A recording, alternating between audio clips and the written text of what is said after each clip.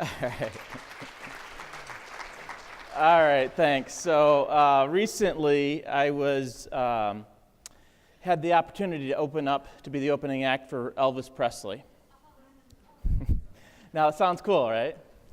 So I was invited to this meeting at an assisted living, and they invited me to speak, but I was the opening act for an Elvis impersonator, which sounds cool, but if you're going to see an Elvis impersonator and the opening act is an elder law attorney or any kind of attorney, so I realized that if you want to get people's attention, you have to sing.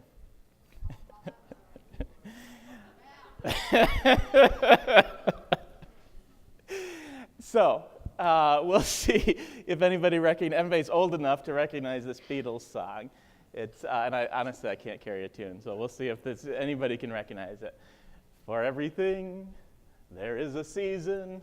It's also from the Bible, but according to John Lennon, he was more popular than the Bible. So, my point on this is, for everything there's a season, and I want to kind of couch my presentation in terms that way, because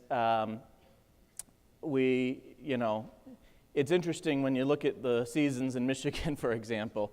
Sometimes it seems kind of crazy right now, right? Winter's never ending. But it's actually an interesting analogy for the folks that we deal with sometimes. Because I think they imagined that they were going to go through these seasons of life, right? They were going to have spring and summer and fall and winter, and then that was it. But sometimes, for some of our clients, some of our patients, some of our residents, that winter seems to never end. And so that season of life is something that most of us never want to prepare for, never want to think about, right? And so this is really difficult for folks that grew up in a different era, which is pretty much everybody we're dealing with, right? Because 30 years ago, what happened? We'd get older, we'd get sick, and we'd die. Now what happens for the majority? We get older, we get sick, and we don't die. Kind of like winter, never dying, right, in Michigan. And so this is one of those things that people aren't preparing for. And we tend to prepare for these areas of our lives, these changes in our lives, right? So when we get out of high school, we throw a big party, and whether we're going into the workforce or going to trade school or going to university, big party, it's a big change in our life. We prepare for that. A lot of times people will prepare, they'll spend a year getting ready for their marriage. A lot of people will prepare for, some people don't prepare at all for children, but a lot of people will prepare for children, and they'll think about it for several years before they start having children. And then, most of us, how many people, just out of curiosity, how many people are considering retirement in the next 10 to 15 years? Right? A lot of people. Now, the fact that you raised your hand, that you're thinking about that far ahead, because you say, holy cow, if I'm going to retire 10 years from now, I better get my stuff in order, right? I better get things lined up. And the idea is that we prepare for that. Maybe we get our will done. Maybe we talk to a financial advisor. We make sure that we're going to have the resources available for retirement to say, can I retire? Am I going to have to work through death, or can I retire? And then somehow, in America, we bought into this idea that then nothing's ever going to change. And we don't really have that same culture that we have in other countries, where the elderly population is viewed a little bit differently than they are here. And so most people are really not prepared for that last stage. And certainly the idea of ever having to leave their home or rely on somebody else or have somebody else come into their home, imagine how difficult that would be if you never really imagined that. So many people, I say this all the time, I can't preach this enough. We have this mindset that we have to die with our boots on, like John Wayne, in our house, right? And the thing is, and so many people in the generation that we're serving that's their core belief. And it is so difficult for them to accept the idea that they might need somebody to come into their house to help them out, or they might have to leave their house, right? And so one of the things the reason why I went through all of that is to talk about the agenda for today, because I want to kind of bring you into my world a little bit. We talk about the circle of care and how important it is for us all to work together. And I really, a lot of you are familiar with some of the legal documents that we're about to talk about. You're familiar with the idea of, hopefully you have a will. Hopefully you have powers of attorney and healthcare documents. If you don't, If you don't, there's this orange sheet. And you might want to put yourself on this orange sheet to say, hey, maybe we should do something about this. Maybe it's me. Maybe the person I can help for the help someone box. It's you. It's your spouse. It's your family. It's your parents. But the idea is maybe you have an understanding of those. Have you already done that? But I'm going to have it, talk about them in a little bit of a different way, because most of those documents are prepared with the idea that we're going to get old, we're going to get sick, and we're going to die. But that's not the reality of life anymore. They didn't even teach my area of law. When I was in law school, it didn't exist. My area of law didn't exist. They didn't teach it, and they still don't teach it very much. And so most people, most accountants, most lawyers, most financial advisors were never trained in this idea of a never-ending winter, right? Or that we're going to get older, we're going to get sick, and somebody else is going to have to make decisions for us, and we're going to have to rely on somebody else. And I'll tell you what, you're not going to like this because nobody likes it. It's going to happen to you too, probably. Statistically, it's going to happen to most of us. There's going to be a point in our lives where we don't get to make our own decisions. We're going to have to rely on somebody else. And think about that from that World War II generation or the Korean War generation that never relied on anybody. They changed their own brakes. They pumped their own gas. They never relied on anybody. The idea of calling a repairman is foreign to a lot of people in the World War II generation, right? And now we're saying it's inevitable for a lot of folks. Not everybody, but for a lot of folks.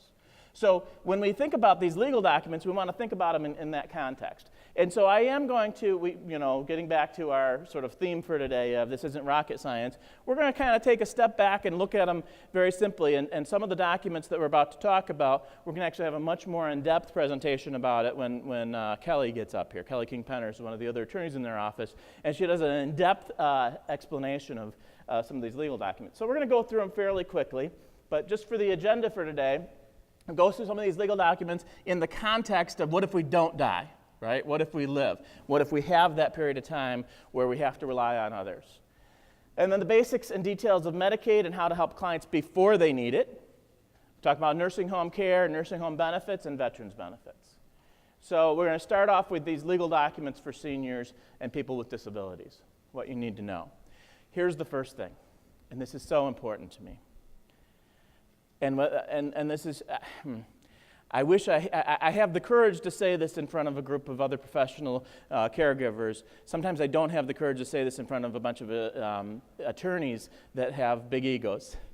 And they probably need it as much as anybody, which is first, do no harm.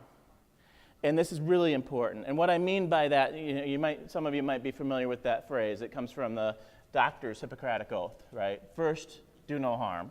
And these are complex issues, okay? And every situation is different, and we all want an easy button, right? We all want that button to say, okay, in the event that somebody needs to leave, their Medicare runs out, and they need to, whether it runs out or not, their rehab is going to end, and they need to leave, then the easy button is, this is what we're going to do, we're going to call and get waiver.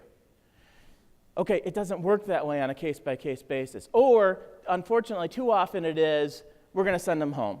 And the family will all, hold hands and figure out round-the-clock care that they're, and because this is what they say, right? Most families, when they say, okay, well, rehab's going to end next Tuesday, and the family all gets together and says, okay, that's fine. I can take a couple days off of work. I can take a couple of weeks off of work, maybe even a month off of work. We're going to do round-the-clock because you're saying we need round-the-clock care, so our family's going to cover it. How long does that last? Not very long. And it's almost, honestly, it's almost impossible for them to even understand what they're walking into, what they're getting into, and the level of care. And caring for your parent in some intimate ways is something that most of us had never even contemplated that could be something that we'd have to do. And so the idea is that every situation is different. And it's one of the things that we really try to take a look at. Everybody wants that easy button, and I don't have any for you. I don't have an easy button. I'll give you some ideas, and I'll give you some resources. But one of the things is, that's what we do. Somebody asked me during the break, and this is one of the best questions. I was planning on covering it anyway, but one of the best questions is, Bob, most people that we talk to don't have a lot of money. How can they afford a lawyer? Honestly, and this is honest, and you really have to think about it this way, the cost of the lawyer is some of the best money they could spend if we're able to come up with a plan to get them more resources, to get them the care they need. Because if they don't use a lawyer, what usually happens? They don't get the care that they need. They're going to go back into the system. They're going to be readmitted, and the hospitals get mad because they get a readmission penalty, right? Or the management gets mad because they're cycling through.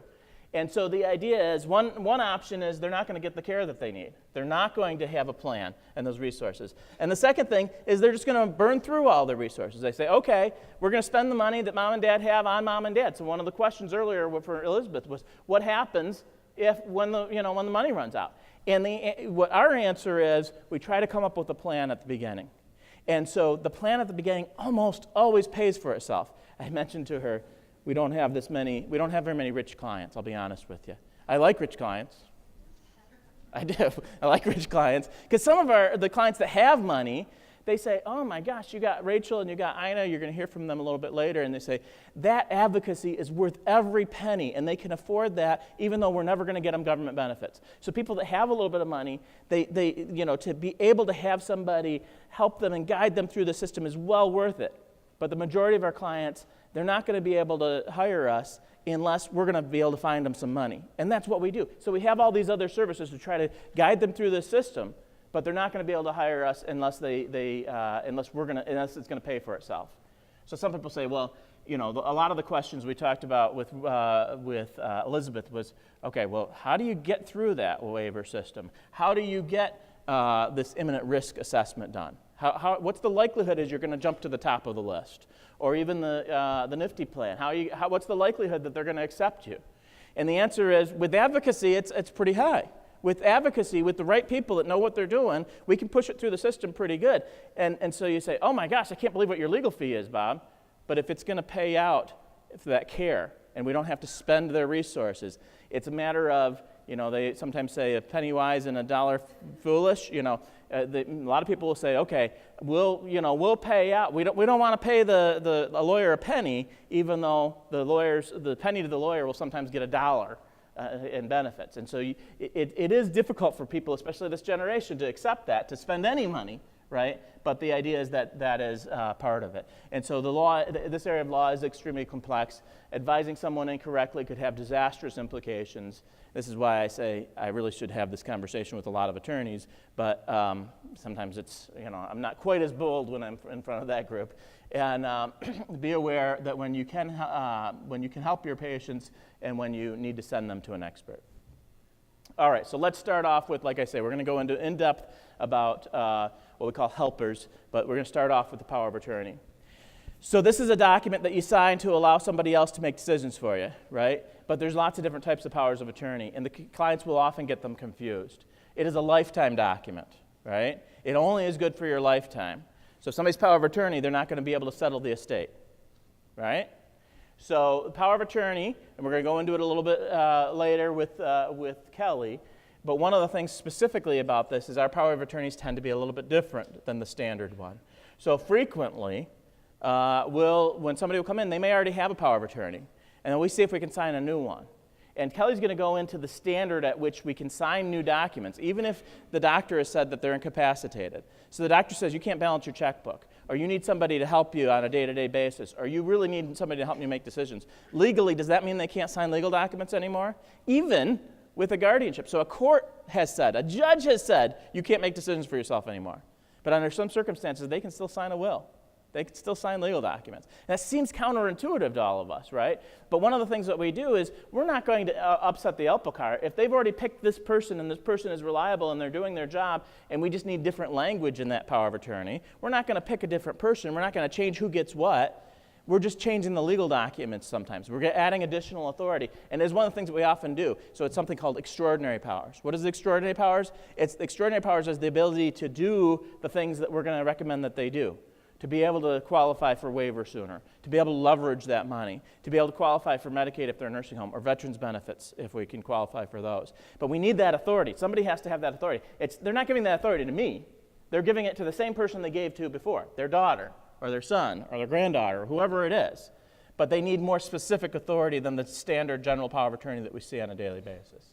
Okay? A spouse does not automatically have access to their spouse's financial accounts. You say, well, wait a second, aren't spouses generally joint on everything? What about an IRA? What about any kind of retirement asset? They're not joint. They might be a beneficiary. That doesn't do us any good if they're still alive. What about the house? Well, they're both joint on the house, right? One spouse has Alzheimer's. Are they going to be able to sell the house? Not without a court order or a power of attorney. So we need to downsize. We need to, sign. Maybe they have some property. Maybe they have some farm property. Can we sign a rental agreement with the farmer? Probably not without both signatures, right? So there's a lot of things where a spouse doesn't automatically have access to their spouse's assets. And so we need something. And if we don't have something in writing, then we got to go to a court, go to a judge. Next, we have the healthcare power of attorney. Now, this is often called different things, like patient advocate. Sometimes they call it a living will. But this is a document, and then we're going to, Kelly's going to go into this in a little more in depth.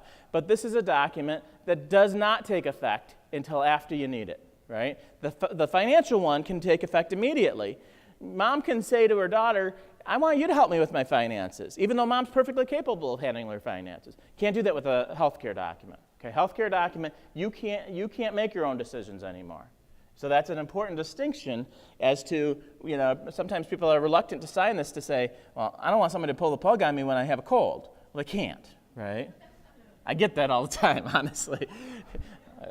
So the idea is this only applies when you're not able to make that decision as determined by two doctors. Okay? A spouse or a child does not have the legal authority to make the medical decisions if the patient cannot. We're going to go through a little bit of this. Kelly's going to give you some examples where maybe they can. Okay, the question we get all the time, so we do in-services. So somebody has a big organization and they like us to train their team, train their staff, their employees. We'll be happy to come in and do a lunch and learn with you, okay? And the biggest question we get all the time is, all right, who can make decisions for this Alzheimer's patient? And what if they don't have legal documents? And do we always have to run into court? And so that's one of the things Kelly's going to talk about is, what if we don't have the right documents? What if it's too late, or is it too late? And so there are some limited options when a family can do it. But for the most part, hospital's going to want something in writing. They're going to want some direction. Everybody remember, I'm dating some of us, but the Terry Schiavo matter from a dozen years ago or so. Husband said one thing, parents said something else. It was very complicated because husband had a girlfriend and kids with somebody else and was going to get a big financial settlement if we discontinued legal, life support. But it was complicated. And so, but those are examples of cases where the hospital is not going to just follow what the husband says or the wife says. All right, so what about a will? So I'm going to ask you this question. I want you to shout out the answer. When does a will take effect? Wrong. That's a trick question. I ask that in pretty much every presentation because you're kind of right. It takes effect after death. I mean, it doesn't do us any good during lifetime, right? But why is it wrong? Because it doesn't take effect after death. It takes effect after death, and what else has to happen? A judge has to give it authority. A will has zero legal effect without a judge giving it authority. And so sometimes people say, I followed my mom's will. No, maybe you did morally. In other words, if son's name was on everything, and then he followed mom's will to divide everything up between his siblings, that maybe he followed the will morally, but the will had no legal effect. A will has no legal effect without going through a full decedent's estate. It's going to be a minimum of 5 months, typically about a year or longer. Okay? And so a lot of people say, okay, when you're in your sort of 40s and 30s and whatever, you say, okay, well, I'm not going to die anytime soon, so I'm okay with the idea of maybe my stuff is going to go through probate, my house is going to go through probate. As we get a little bit older, a lot of folks say, I don't really like that idea. Why do we have to have a court involved? Why do we have to have lawyers and a system involved? Why can't we have family take care of it? And they look for ways to avoid probate. So a will does not take effect until after you have authority or until a probate court says you do. Next, we talk about a trust. Now, a trust is a really interesting thing, but all it is really is a contract between you and whoever you want it to be, like your loved ones. A lot of times it's trust between mom and dad and the kids, right? And so the idea here is that a trust can be a lot of different things. Sometimes one of the things that we'll do in our office is sometimes we'll do a trust to help you qualify for veterans benefits. That's not going to work with a regular trust. Some people say, I've got a trust already, I should qualify for veterans benefits. No. Different type of trust. So trust is not a trust is not a trust. They're all very different. We use them for very specific things. Unfortunately, there's way too many trust mills out there where it's basically just a form document, you fill in the blanks. They almost always cause more trouble than they're worth. And I'm going to tell you a secret about trust in a minute here. I have a slide on it, so I'm going to leave you in suspense here. But let me tell you about a trust. A trust basically is primarily people think of it as an idea of why a way to keep things out of probate court. Now, the thing about a trust is it doesn't work unless you retitle all of your assets.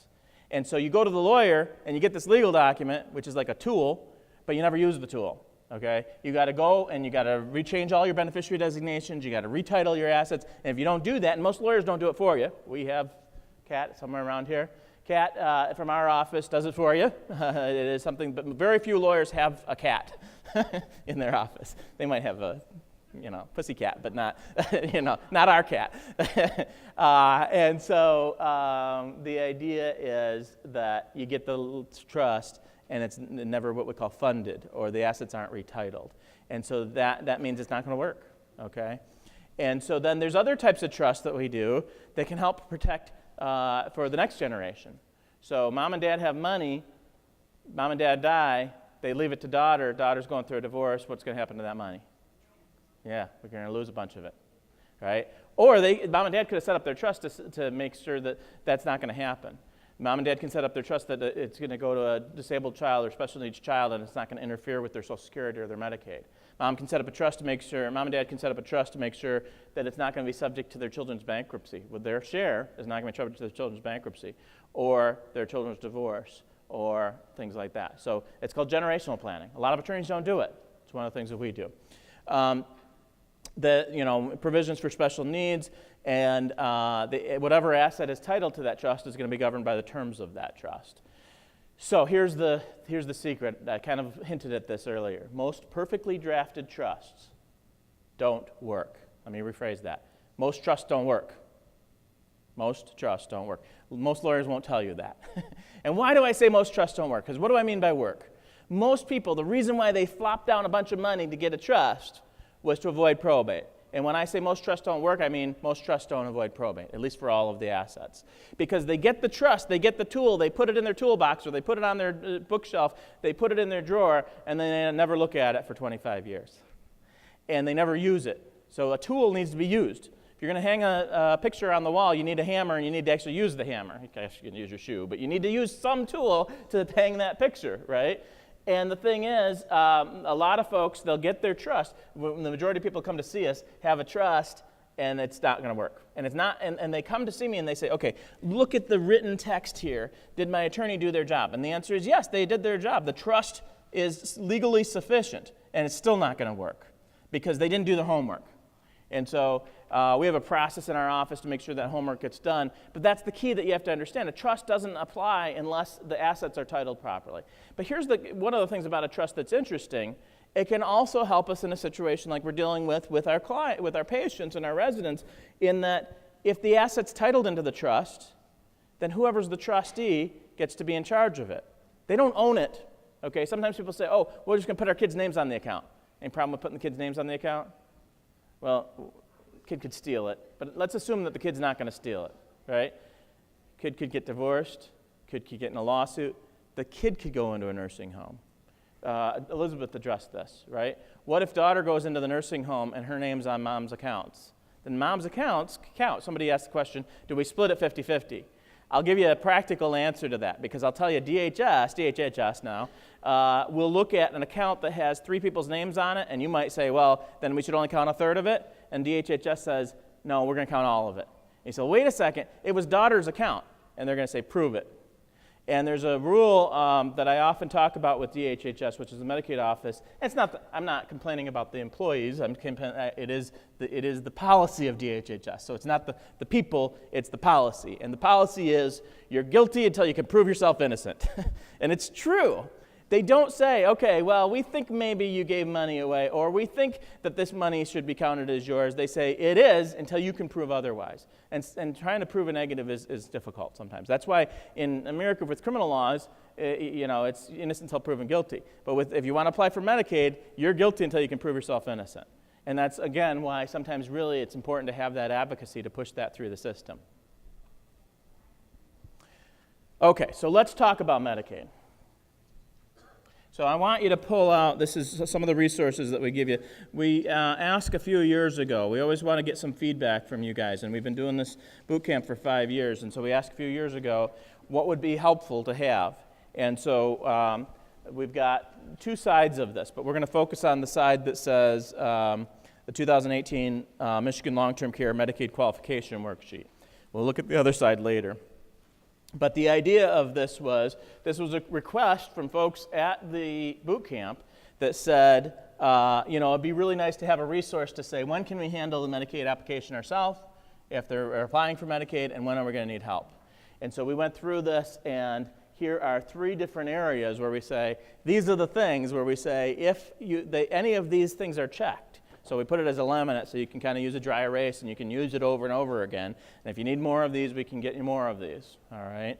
And we update it every year.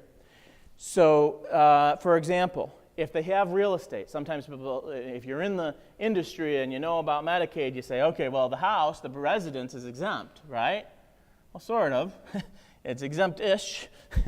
And so even if it is exempt, then the question is if they own a home and don't want to lose it to estate recovery. So they let you keep your house until you die. And then after you die, they're going to want to put a lien on it, right? They're going to want to take the proceeds from the sale of it if it's not titled properly or we haven't done some legal work to make sure that it's going to avoid estate recovery. So even if they have a house and you can get them approved for Medicaid, they may need to see an attorney to make sure that it's going to be able, the house is going to be able to continue to not be subject to this estate recovery. Certainly if they own more than one piece of real estate. So they've got a house and they've got a farm. They've got a house and they've got a cottage up north. They've got a house and they've got a mobile home in Florida, right? Okay. House in a trust. This seems odd. We just talked about trusts. Said generally trusts are often a good idea, especially if it's for real estate. And now we say if they have a house in a trust, they need to see a lawyer. Why? Because the house in the trust counts as a countable asset. That exempt house is no longer exempt. Oddly enough, that can work in their favor. This is one of those strange rules. I always tell anybody that deals with Medicaid, you'll appreciate this answer. But when clients look at me like I have 12 heads when I explain some of the Medicaid rules, I say, look, this is government policy. It doesn't have to make sense. It's just these are the rules. It doesn't have to make sense. It is what it is, okay? And so this is one of them. A house in a trust is going to be a countable asset. That same house outside of the trust is could be an exempt asset. But having a house in the trust before you go into the nursing home can actually help you preserve more assets than if you didn't have a house in a trust. It makes 0 sense, but it's a reality. And so the idea is if houses in the trust for a married couple prior to anybody going into a nursing home, and then we take the house out of the trust after the nursing home, after you go into a nursing home, it's going to increase the amount of money that the healthy spouse, the community spouse, is allowed to keep. Does that make sense? Does that make any public policy sense? No, but it's the fact. It's the way it works. You can't take that house out of the trust. You absolutely can take that house out of the trust. So here's the thing about a trust. Here's what I like about trusts. I never come up to, unless it was drafted very poorly, and unfortunately I've had to deal with some very poorly drafted trusts where I had to go into a judge, actually, Kelly, who's going to be talking to you later, had to go into a judge and explain how this poorly drafted trust needs to be revised by the court. But typically with the trust, unless it was poorly written, is that we're always going to have somebody who's going to be able to take that house out of the trust, whether it's dad or whether it's the kids. So if dad can't do it, then it's going to be whoever's next in line. There's always going to be a next. There's always going to be an X. There's always going to, and that's why I like them better than ladybird deeds or other types of deeds or other types of things. There's always going to be an answer. And even if we run out of people, they did a trust and they listed their 2 kids as the people who would be successors that would have authority after them. And both of those kids have died. There's still going to be an answer in there if the trust is drafted right. Anybody have a trust?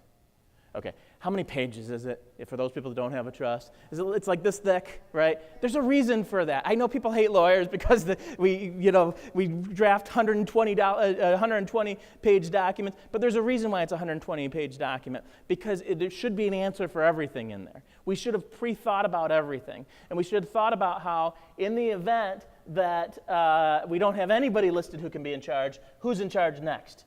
and it should be self-determining by the trust. And so most people would never think about that. If you're going into your lawyer and saying, okay, I want to draft a will or a trust, you don't think about, well, what if all 6 of my kids die before me? But we got to think about that. And so if a properly drafted trust should have an answer for that, and that's why it's 120 pages long, is because the idea is to have thought through everything. And it's another reason why I don't like these what I call trust mill trusts, where you just fill in the blank. It doesn't do the job, okay?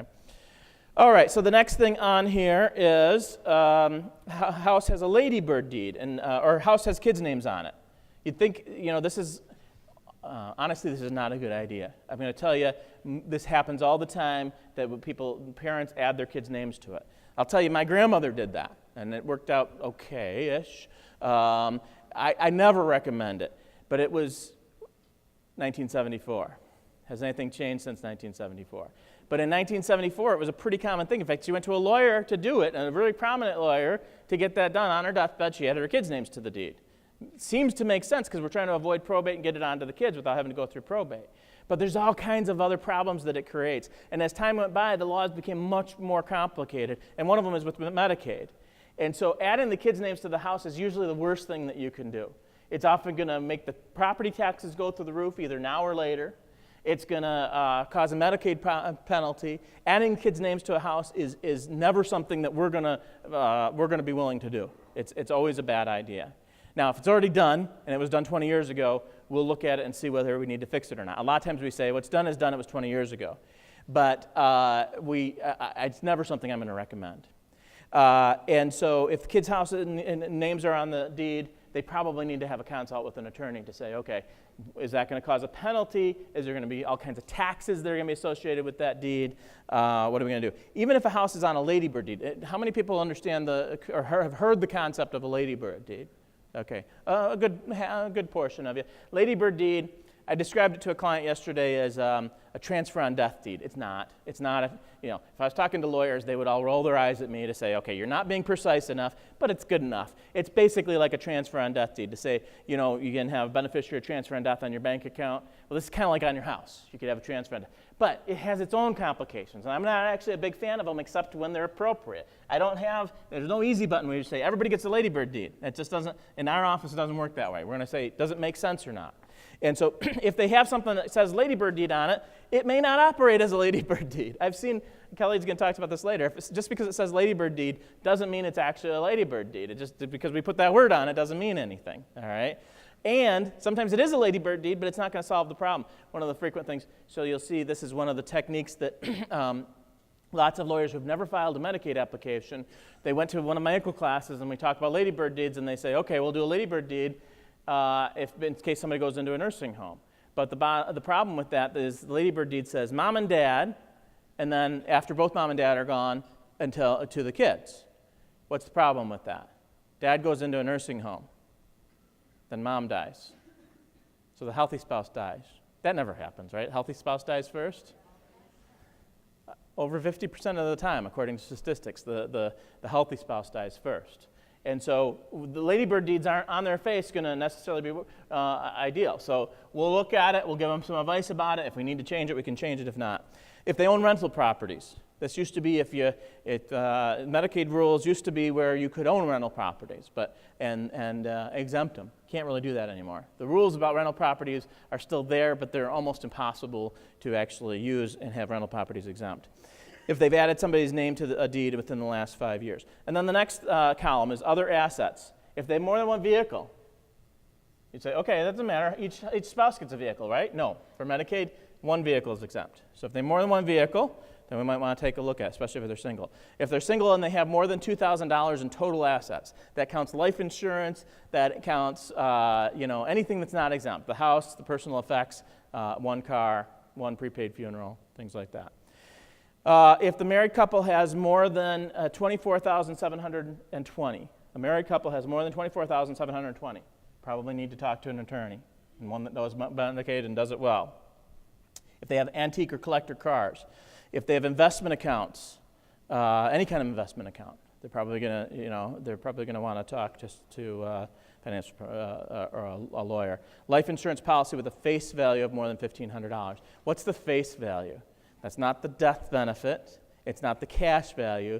The face value is what it said on the old yellow piece of paper that they got when they first bought the policy, and it says this is the face value. It means almost nothing, but that's what Medicaid relies on, is the face value.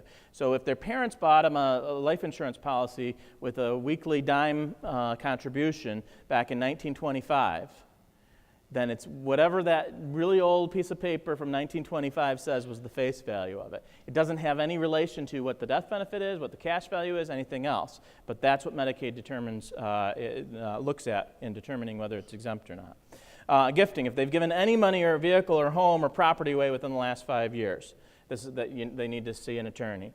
If they have supported a child or grandchild in the last 5 years, how many times do we see this with our older generation? They can't afford to go out to McDonald's for themselves, but they're giving money to their kid for cigarettes, right? It happens way too often. I had this conversation a while back with a gentleman, and his wife was needing care, and he had a decent income and no money. So he had a pension and Social Security, and it was a decent amount of coming in every month, and no money. And so I have the hard conversations. I said, sir, don't mean to be rude here, but what's happening to your money? Most people that have this kind of money coming every month have a little bit of savings. They have a little bit of accumulation, especially at your age. As we get older, we tend to spend less. And he's like, I just spend it. I was like, well, where are you spending it? And finally, after coaxing it out of him, he was supporting 2 of his kids. And I said, okay, that's got to stop. You just have to stop doing that because your wife needs care. We need to spend this on you guys, and we're going to cause penalties for Medicaid. And he said, but I can't. They need it. What are they going to do without me? And I said, well, they could get a job. If they can't get a job, they could get on disability, right? There's programs out there for this. Oh, they won't do that. They won't do that. Okay, what's going to happen when you die, sir? Oh, well, I guess they're going to have to get a job then. Okay, well, that time is now. Got to stop it. So commingled money and bill paying with someone. We see this lots of times. The children and the parents are commingling money, and they share an account. Well, that creates lots of problems. They need a lawyer to get through Medicaid on that. As a joint owner on a kid's account, and have paid a home caregiver. Oh my gosh, I hate this last one. I have trouble keeping my mouth closed sometimes. So if anybody's offended by strong opinions, you might not want to come to the last presentation of the day. That's all I'm saying. If you've gotten fair warning. There's a bunch of legal stuff going on, and the Attorney General in the state of Michigan is really cracking down on seniors and Medicaid and in some absurd ways, and this is one of the most absurd ways, saying if you paid your neighbor to come over and help you out and help you get dressed in the morning and help you prepare some meals, then that's considered a penalty and a gift. If you paid a neighbor, if you tried to stay off of Medicaid, they count it as a penalty. So if they've done that, certainly if they're paying a family member, a lot of the times that's it, right? They're paying a granddaughter, that's a penalty. And so that's why they need a lawyer to get through that. And we might have to go to court, there's ways to work around. Any problem has a solution. So I sound like the gloomy Gus up here giving you all the problems, right? But every problem has a solution. And so sometimes it means going into court, sometimes it means, working around, documenting it differently, whatever. But the bottom line is, when those problems come up, they need advocacy. They need a good lawyer that knows what they're doing on this stuff. Okay. A patient can qualify for Medicaid without having to spend down. Earlier, Elizabeth, I love Elizabeth. Honestly, I can't say enough good things about somebody that works for the government, that does their job well, that applies the law, that is helpful, that answers questions, and acknowledges that it's okay to do the things that the law allows. And so one of the things that the law allows is to qualify for Medicaid without a spend down. She talked about preserving assets. So she mentioned, for example, she gave an example of somebody that has $400,000. Well, you're sure as hell not going to qualify for a waiver of Medicaid with $400,000, but she was saying, okay, well, you can get eligible for Medicaid or waiver and still have $200,000 available. How in the heck are you going to do that? Well, the part that she implied but didn't come right out and say is you're not going to be able to, it's not automatic. You're not going to be able to do that on your own. You're going to need some strategy. You're going to need some planning. You're going to need to very, very precisely apply the rules. And for the most part, you're going to need an experienced elder law attorney, experienced Medicaid attorney. If you want to protect that $200,000, so, the answer to the question is, well, what if they can't afford, they got $150,000, still not eligible, right? So if we can, out of the $150,000, if we can protect 75, and I'm not saying this to say that, we get to increase our legal fees as a result of this, but does it matter what my legal fee is if one option is we have to spend down to $2,000 and the other option is we get to keep $75,000? Does it matter what my legal fee is? Honestly, I mean, we don't base our legal fees based on that, but my point on it is families have a very difficult thing saying, oh, I'm going to write a check to an attorney, but if they don't, they're going to spend down all the way to $2,000. Whereas in Elizabeth's example, we can save them half, $75,000. Sometimes significantly more than that. So the point on this is a patient can qualify for Medicaid without having to spend down. So I'm going to have you, this is another opportunity to pull out this orange sheet. If you have anybody that is in that waiver issue, it could be a loved one, it could be somebody who's a family member, it could be somebody that you care about, and at least sort of jot down to say, I want more information about that. I want more information about making sure that they don't have to. What am I talking about here when I say protecting assets? Am I saying so that we can, give money to ungrateful kids? No. I really don't care about ungrateful kids. I don't care about them. It might be a side effect of they might get an inheritance, but my biggest thing is to deal with leverage it, to allow them to stay in the assisted living longer, to allow them to stay in their home longer. If they've got $150,000, leverage that $150,000. We were talking in the break about $150,000 seems like a lot of money to you and me, right? But to somebody in long-term care, they're going to burn through that in a matter of a year and a half, maybe 2 years, right? So if they're burning through that quickly, what's the answer? And my answer is we're doing these things to leverage that money, to get mom and dad the care that they need. And does it mean that there's probably going to be something left over for the kids? Yeah. I consider that a nice side effect. But our primary goal is to protect mom and dad. Make sure that they get to stay. Another way of saying this is make sure they get to pay your bill longer. Because what happens if you're a home care agency and they run out of money? They're not going to pay you anymore. What happens if you're in assisted living and they run out of money? They're not going to pay you anymore. And so the idea is to extend that so they get to use your services longer, to leverage that money.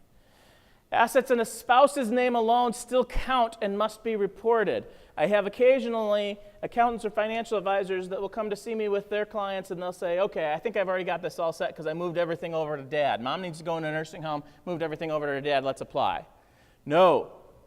Not only does everything in dad's name count, anything that dad has any interest in counts. Anything that mom has any interest in counts. So if they inherited property from, if dad, who's not in the nursing home, mom's in the nursing home, dad inherited property from his parents, and he's on there with his 12 brothers. Did you see that thing on Facebook recently?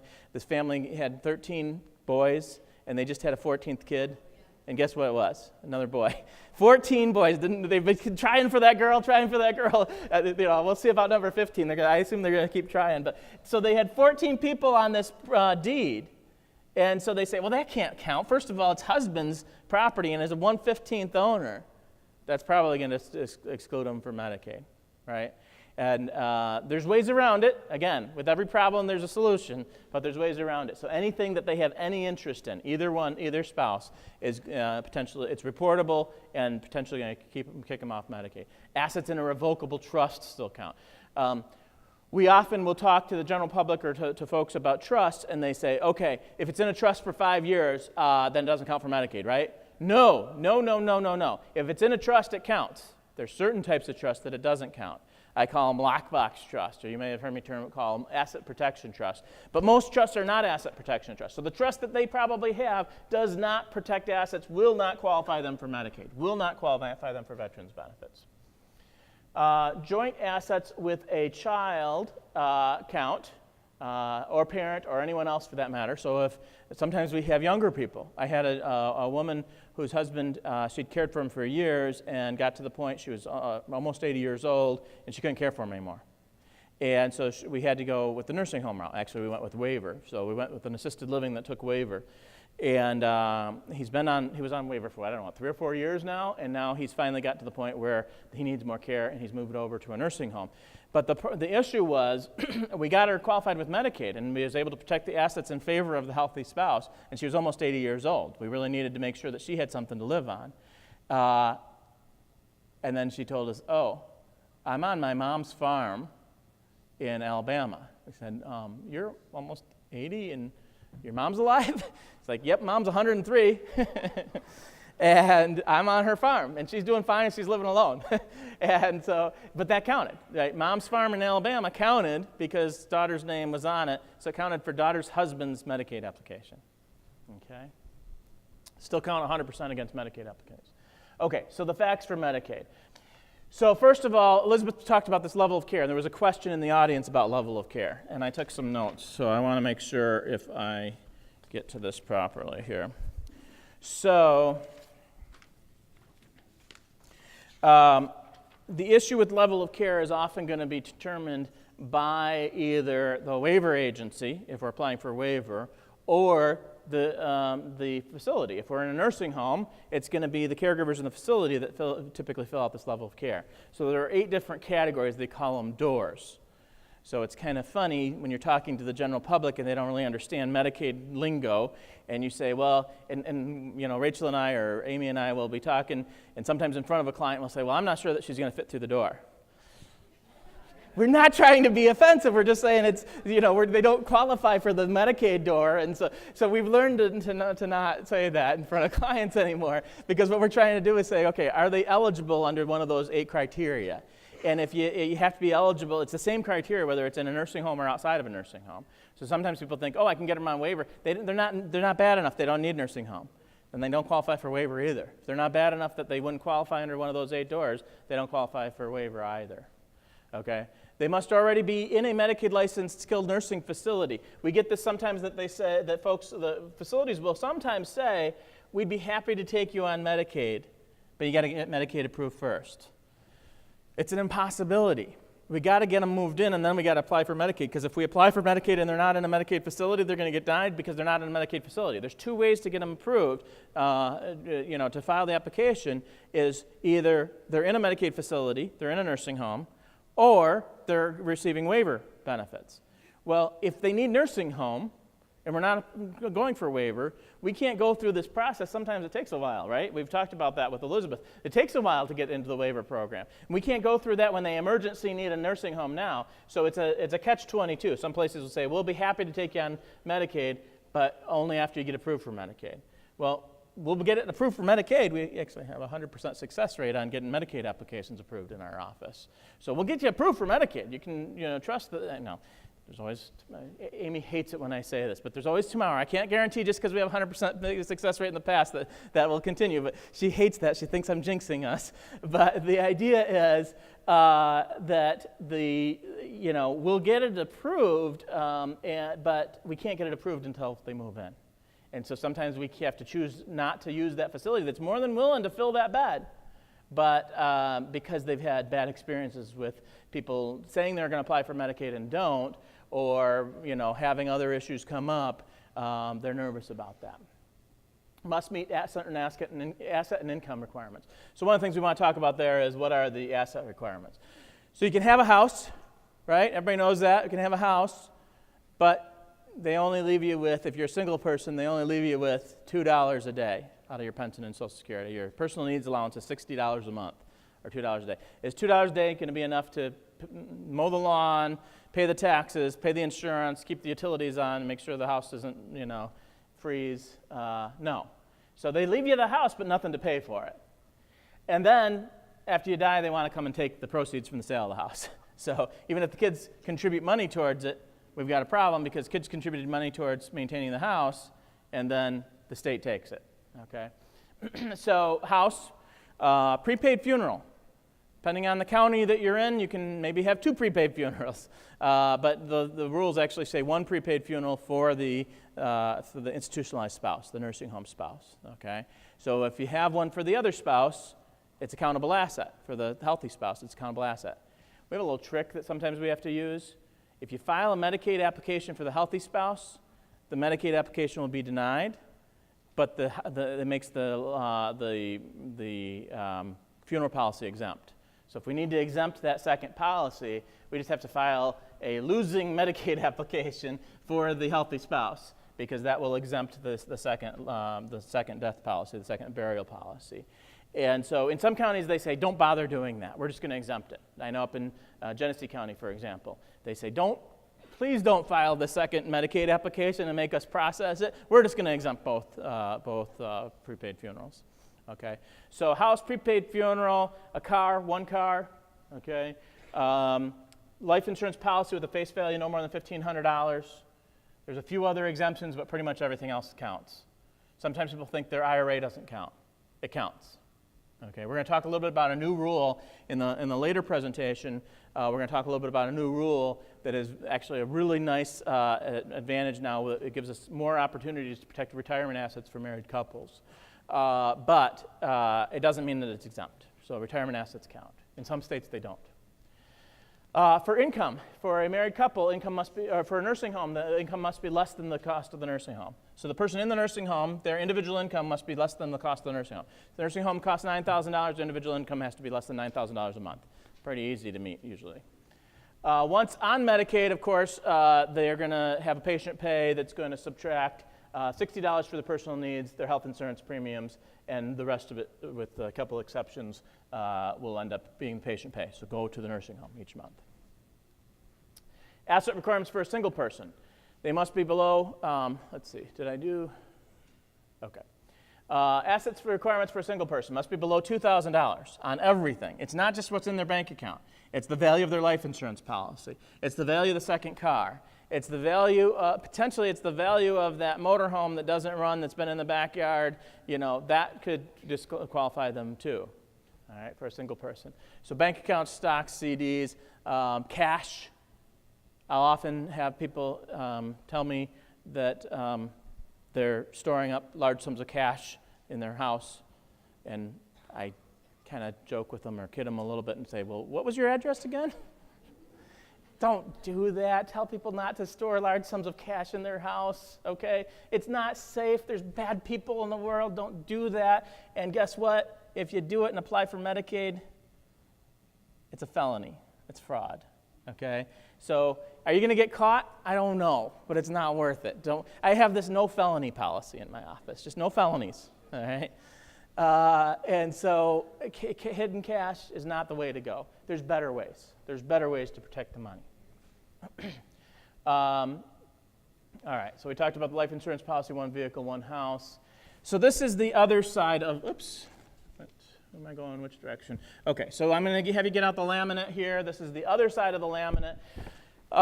We found that people like this a lot because it has the basic numbers on that. The divestment penalty, somebody asked earlier, it made me chuckle a little bit because Elizabeth is very much in this industry and very active in it, and she was a DHS caseworker at one point, but she didn't realize how much inflation has gone up in the cost of care, because she was saying she thought the divestment penalty was around $6,000. It's currently $8,261. So for every $8,261 that they give away, they're going to be denied benefits for 1 month. That's a 1-month penalty. So the way she described it, the penalty is actually a time penalty. They're going to be denied benefits. The problem with it, and she also described this, is the problem with it is the penalty doesn't start, that time penalty doesn't start until you're otherwise eligible. In other words, you've run out of money. You've spent down to $2,000. You have no money left, and then they impose the penalty. What she was saying is back when she was processing it, they would impose the penalty at the point of the gift. That doesn't work anymore. They impose the penalty after you can't, there's no way possibly you could afford to pay the penalty because you have nothing left. And then they say, we're going to deny you benefits. Okay, that's how the penalty works. And so that's that individual resource allowance, that's the amount for an individual, the monthly personal needs allowance. So this just has all of the relevant numbers on here for Medicaid, and we're going to talk about a little bit about veterans benefits in a minute. It has all the relevant numbers for that also. Okay, a patient needs help making decisions and doesn't have the money. So here's an example. Mary is 85 years old and needs long-term care. Mary needs help making decisions, but can still name all of her children. I said that specifically. She can still name all of her children. That's one of the things as far as whether or not somebody is competent. Can they name their children? Can they name their issue? But she can identify her assets. If you can ask her who owns this house, she can say, oh, this is my house. My husband built it. We built it together, whatever. And then you ask her, well, where's your bank? Oh, we bank at that. It used to be called Citizens, or it used to be called Fifth Third, or, that's sufficient. They change names so often, I don't even remember what bank I'm at right now. But if they can basically say, oh, yeah, it's the one on the corner of Fifth and Main or whatever, then they can identify their assets. Then she might be able to sign legal documents. It's a case-by-case basis, but she might still be able to sign a power of attorney. Even if she needs help making decisions, even if she can't balance a checkbook, she might be able to still sign. Assets. She has $1,200 in the bank. So she comes into you, and she says, or the family does, and says, Mom has no money. She's got $1,200, that's all she has. Because that's what they say, right? In this case, I can guarantee, well, I can't guarantee you, but in many cases, the family or Mary or the husband or whoever is going to come in and say, oh, she has nothing. She got $1,200. That's all she has. But what else does she have? She's got no real estate. So she's got nothing. She's got no real estate. She's got $1,200. She's got 2 life insurance policies. Life insurance policies, nobody counts that as money, right? Medicaid does. So they both have a cash value of $20,000. So now we're up to $40,000 in assets. She's denied Medicaid. Savings bonds. Nobody counts savings bonds. They don't show up on your tax return. They don't, because they're just sitting in a lot of the old-fashioned tax savings bonds, they're just sitting in her desk drawer. So she's got $18,000 in savings bonds. She's got an annuity. Nobody counts annuities. They don't think about that. The money's not readily available for them, so they say, I don't have any money. 37. So that's almost $100,000. Some people get the impression that we can't help people unless they have lots of money. A very large portion of our clientele has less than $30,000 to their name, has less than $40,000 to their name. We have some that have less than $20,000 in it, and they still need our help because they need to get through that system. They need to get approved.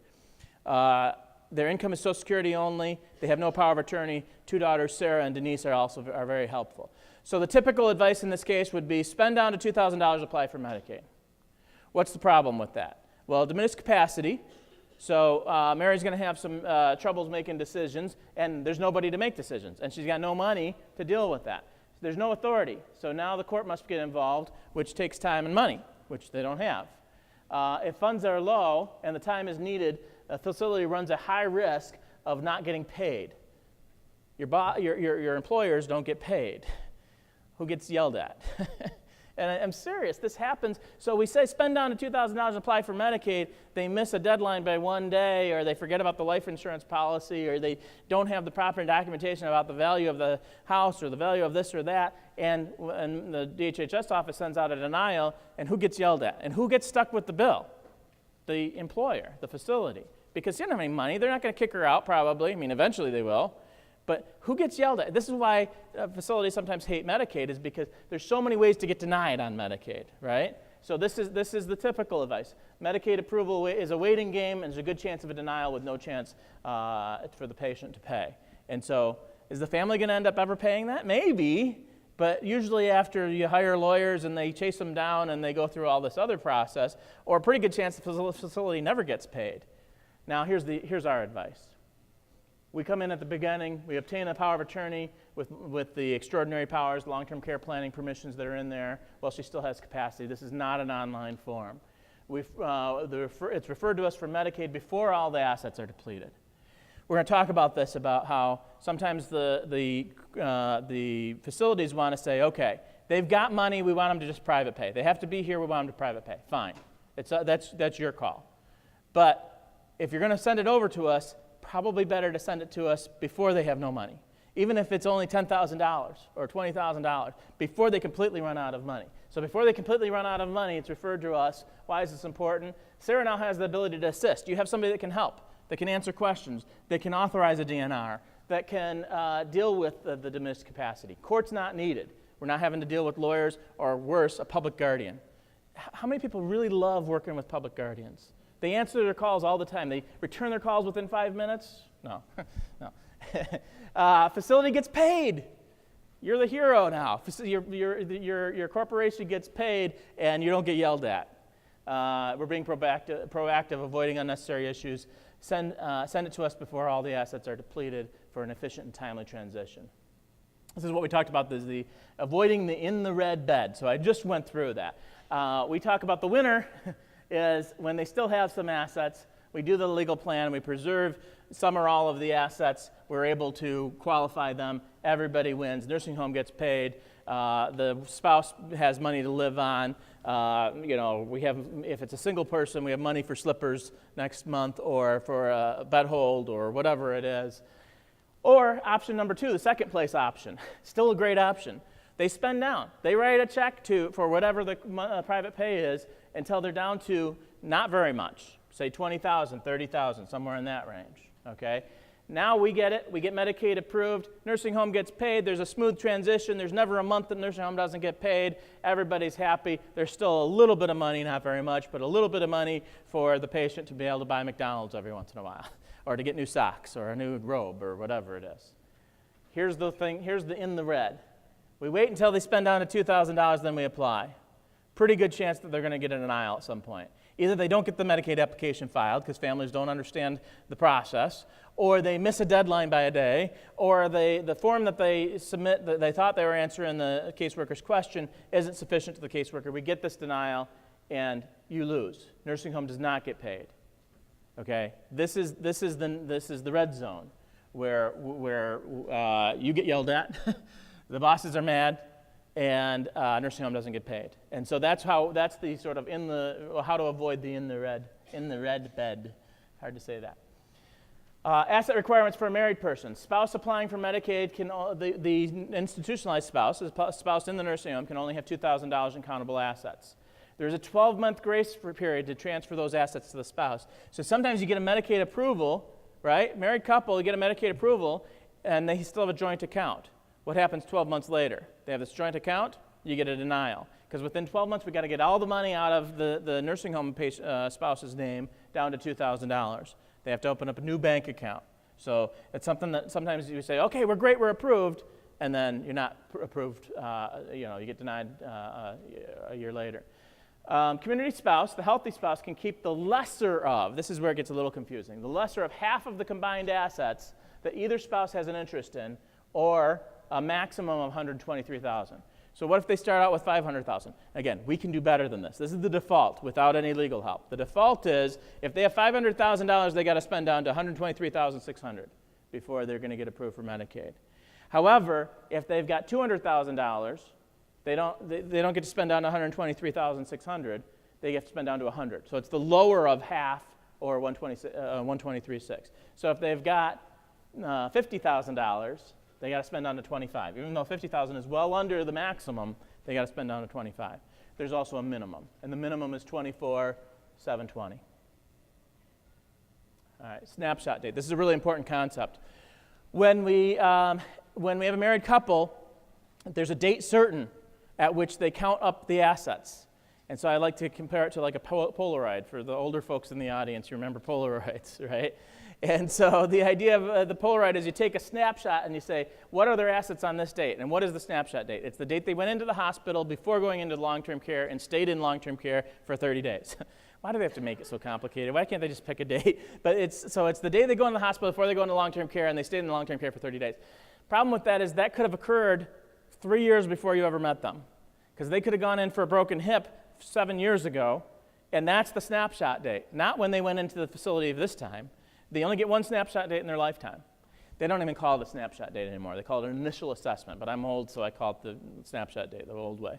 And so this is very important. So Elizabeth talked about this a little bit earlier. She talked about how there's certain things you can do to qualify and save some money, but those things have, so she was talking about the spend down, right? We buy a prepaid funeral. We buy, somebody asked about a car. Can they have a car so they can get here and there? Here's the problem. It doesn't help us unless that occurs after the snapshot date. So people ask all the time, should I get a prepaid funeral? Well, if we think the snapshot date's going to be an issue, sometimes we say, no, it'd actually be better to buy that after the snapshot date, okay? Now, that's not the case if the snapshot date's not going to be an issue. For a single person, they should absolutely do it at any time. For a married couple that are not very minimal assets, if they're minimal assets, they definitely have to do it, but they should probably do it after the snapshot date because that's part of the spend down now, right? And they don't count it as spend down until it's after the snapshot date. All right, scenario 2. There's a house in a revocable trust. So we've got a married couple. So we got two different examples. We got an example where they have low assets and higher assets, not really high assets. So high assets is anything over $23,000. That's our high asset client, okay? So low assets. They have under $23,000. Their house is in a trust. There's no other checks on that worksheet. Remember that worksheet that we say this is why you need to send somebody to an attorney? There's no other checks on that worksheet. So single person, all other assets under $2,000, income is separate, no other checks on the worksheet. They still need a lawyer. We need to take the house out of the trust. We need to make sure that the house isn't going to go to, if the healthy spouse dies first, we need to make sure it doesn't go back to the nursing home spouse upon the healthy spouse's death. Okay? So, and not every lawyer is going to understand that. Because if they've never done Medicaid, they say, okay, we'll just take it out of the trust. Well, that doesn't solve the problem. All right, we take it out of the trust. Even if we deed it to the community spouse, the healthy spouse, still doesn't solve the problem. Because what happens when the community spouse dies, the healthy spouse dies? Well, the nursing home spouse has an interest in it. They still have a right to the part of it, so that's still going to end up messing up Medicaid. So this doesn't seem like a complicated issue, but it's complicated enough. It doesn't cost that much. Some people talk about, okay, what are your legal fees going to be? It's not going to cost that much to fix this, but they still need an experienced Medicaid attorney to be able to deal with this. On the higher assets, married couple has more than $23,000. With a single person, all of their assets have to be down to $2,000. Legal advice is needed. They have several factors that will disqualify them for Medicaid, and they shouldn't simply just spend down, because we want to make sure that they get approved and that it's a seamless transition. We talked about ladybird deeds. I referred to these earlier as sort of transfer on death deeds. So ladybird deeds can often be more harm than they are good. I gave an example of that earlier, where we do a ladybird deed, has mom and dad on it, dad goes into the nursing home, and then mom dies. Ladybird deed didn't help us any, okay? So just because it says ladybird deed on it doesn't really solve the problem. Estate recovery is the process for them after death. If there's still a house in the name of the nursing home resident or the Medicaid applicant, they can come back and file a claim in probate and take the proceeds from that. So it's something why we need to plan while they're still living. My choice waiver. All right, I do have some notes on this from the earlier presentation, some of the questions that were asked. So the basics, we've kind of covered this. Major difference with my choice waiver is they have to have their individual income under the waiver limit, which is this year is $2,250. If they're a penny more than that, they will not get waiver this year. Okay, penny more than that, which is completely unfair, and several states have figured this out. Because waiver is a really good public policy benefit. The state spends less on Medicaid if they have more people on waiver and less people in a nursing home that they're paying much more money for, right? They spend less. It's good public policy because not only is the state spending less, people are getting better quality of life because they get to stay in their home or in assisted living and they're not forced into an institutionalized setting. Michigan hasn't quite figured this out yet. Several states have, and they said, we're not going to limit it to people under $2,250, or at least we're going to give a mechanism to be able to plan around that.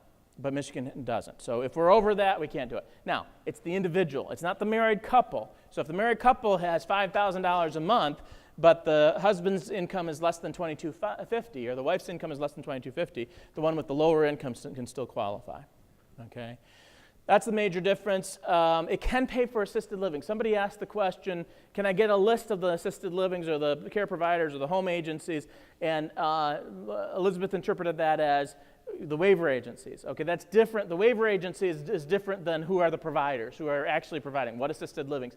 There are lists out there. I don't think they're on the internet. Is that right, Rachel? We've not found them on the internet. So what Elizabeth was saying is on the internet is the list of who's the waiver agent. So we've got, MORC, we've got, 1B, we've got, in some areas of the state, it's actually a private company that's the waiver agency. But that private company then contracts with other private companies to provide the services. They're just the agency that runs it, okay? We do have a list of some areas, and I don't know if we have a list of every area in the state. We talked about the doors, the Medicaid doors, the waiting list. I talked about the spend down timing. The timing of the spend down has to be done after the snapshot date. And then the imminent risk assessment. So what is one of the things that we look at from the standpoint of that wait list? So there was a lot of questions about the wait list. That's an area that we get actively involved in. And somebody asked, what's the criteria for imminent risk? how forcefully can you push it through the system is often the criteria for any government policy. Is how effective are you an advocate of pushing it through the system and getting imminent risk? Because we found that when we apply for imminent risk, we often jump to the top of that waiting list. Certainly if we're in nursing, somebody asked the question, we're in the nursing home for rehab, we call a waiver, they say they can't process it. We've got that call too. We've got that answer too. It's not okay. That's not the answer. We got to push it through. We got to push past that. And again, it's kind of what lawyers do, right? We advocate. Now, and so that's a perfect example of somebody that we would be able to help to get them closer to the top of the list. So that goes again to the question of, well, what are your services cost? Well, it's going to cost more to sit on the waiting list for a year than it is to pay us to get you to the top of the waiting list, right?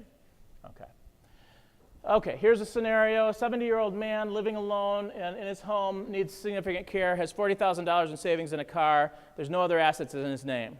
He has monthly income of $1,500. He's not paying for care because he's worried about burning through his savings too quickly. He doesn't want to lose his home and be forced into a nursing home because of his care needs. With his disease, he's likely to live for a long time with significant care needs. Problem is he can't qualify for Medicaid or waiver because he has too much in savings, and if he spends down to $2,000, he won't be able to pay for the house. The waiver only pays for the care, right? He won't be able to pay for, get his lawn mowed and things like that. So here's the solution. With legal planning that we do, we can allow him to preserve about half of the money that he has saved up, about half of the $40,000, so that he has enough money to keep his home, qualify for My Choice waiver. And it's about the timing of when we spend that money and what we do with that money. We have to have somebody else involved, like a family member, but that is a possibility. Here's another scenario. Husband and wife are both 82 years old. Husband is in assisted living that costs $5,000 a month. Wife's income is $800 and husband's income is $2,200. Wife is also paying for some home care for herself, about $1,500 a month. They have about $70,000 a home, a car, and life insurance with a $1,000 face value policy for the life insurance. Their care expenses exceed their income each month by $3,500. So how fast are we going to burn through the $70,000 knowing that their expenses exceed their income by $3,500 a month? They'll be completely out of money in 2 years.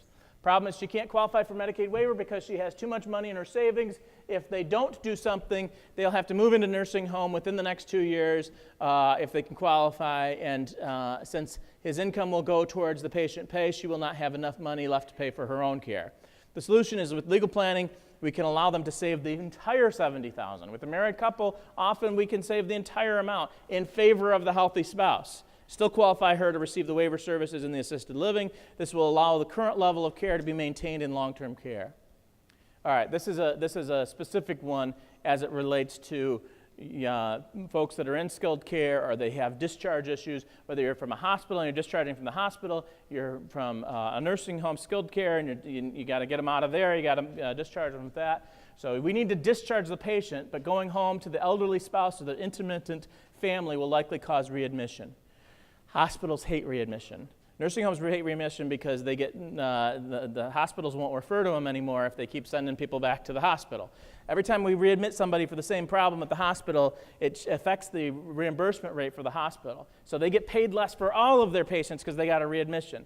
So then if a nursing home is constantly sending people back to the hospital, readmitting them back to the hospital, they're not going to send patients to that nursing home anymore. Okay, this is a fact of life of business in America. This is the way it is, okay?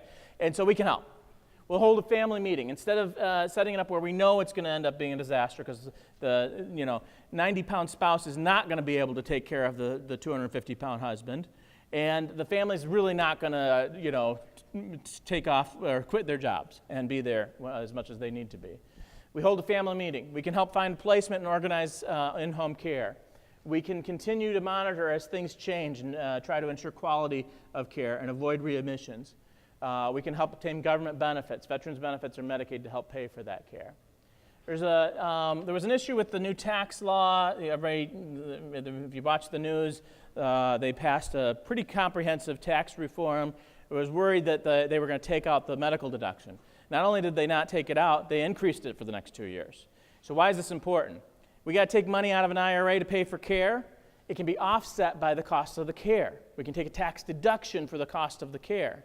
And this is really important. When they said that they were thinking of taking it away, I was really up in arms about it and lobbying about it because it would really hurt our caregivers and our families who have to dip into their IRA and then end up having to pay taxes on it basically twice. But this medical expense deduction would allow them to access their funds and take a tax deduction for the care costs that they're spending.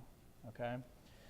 We talked about some possible changes. My view on this is when we talk about, okay, what is this administration going to do? What are they going to change about Medicaid?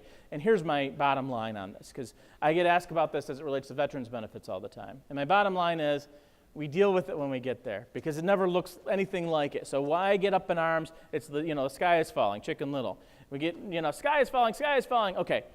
When it happens, we're going to deal with it. We'll assess it. We'll tell you what's going on, and it'll be there. That's one of the reasons why to get on our newsletter list, for example, or get on our Facebook. And so the idea is we'll tell you about it as it happens. There is a trend towards managed care, and that can be both good and bad. So for Medicare, we have the issue of observation still in hospitalization, where if you're in for observation, the hospital's, the patient thinks they're admitted, but they're never admitted, and they're there for observation. Something we certainly have to be concerned about. The issue of observation versus admission is something that's been going on for a while. In 2017, they passed this Moon Act.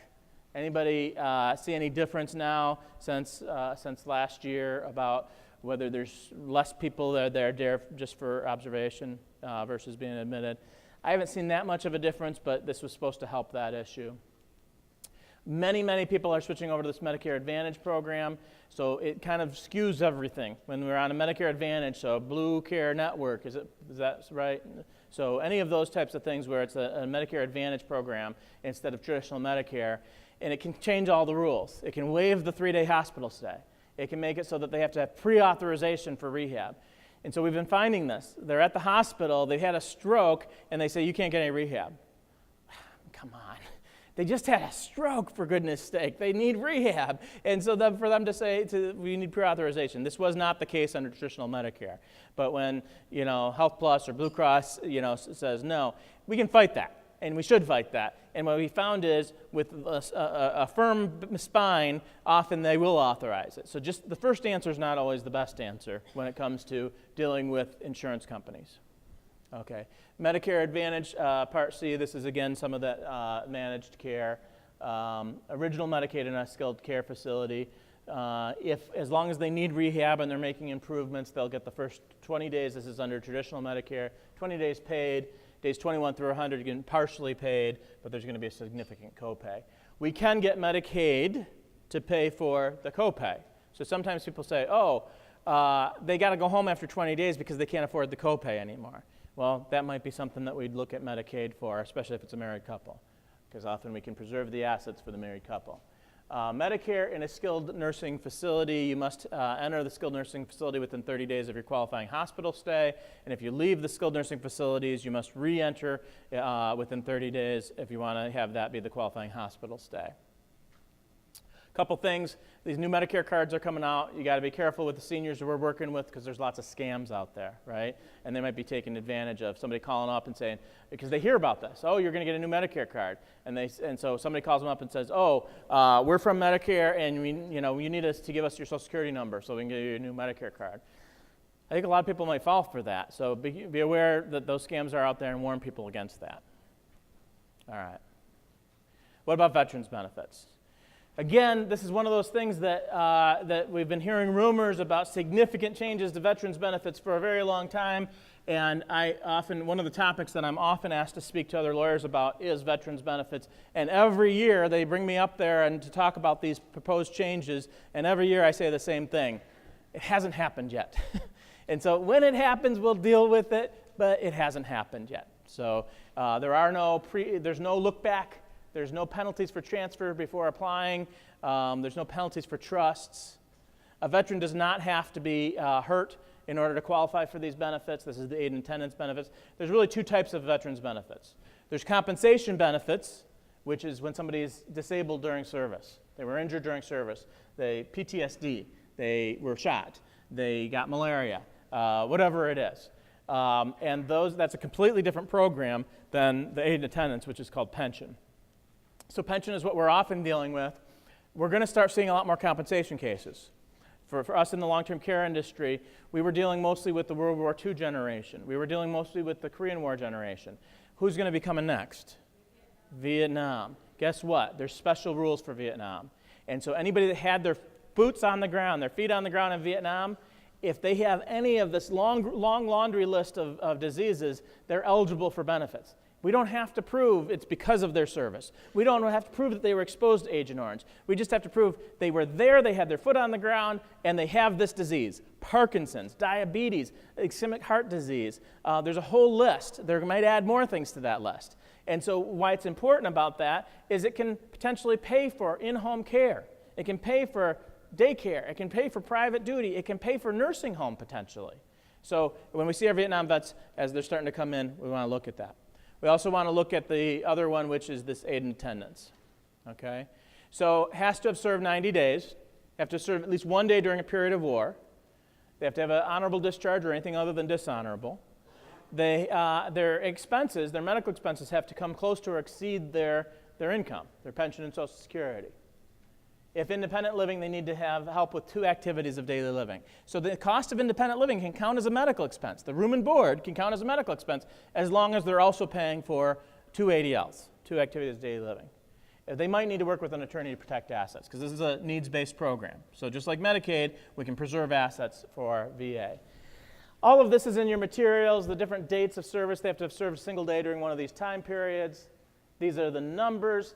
You know, if we have a married couple, is $21.69 going to pay for enough home care, enough assisted living? Maybe not. Is it going to help? Could help out a lot, right? What if we can combine this with the waiver program? A lot of times that's what we try to do. We hodgepodge things together and we say, okay, we can't afford anything, but if we can get veterans benefits and we can get waiver, maybe we can hodgepodge enough benefits together to be able to pay for care. Without any dependents, here's an example. They're paying out $5,300 a month for assisted living, and their income is $2,000. They start out with $150,000, they run out of money in 3 years. What happens after 3 years?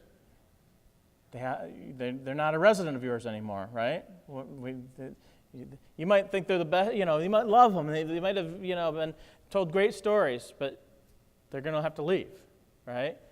With the benefit. So their income is the same, but now we get the veterans benefit. They start out with $150,000. 10 years, they still have money left. So we're able to extend that out. We're able to keep them in home care. Okay? Keep them paying for home care longer. Keep them in the assisted living. Keep them in the independent living longer. Your bosses are happy. And here's the thing. There's $150,000 up here, and the $150,000, they won't get approved with that. That's why they need a lawyer, because we need to be able to preserve some of those assets.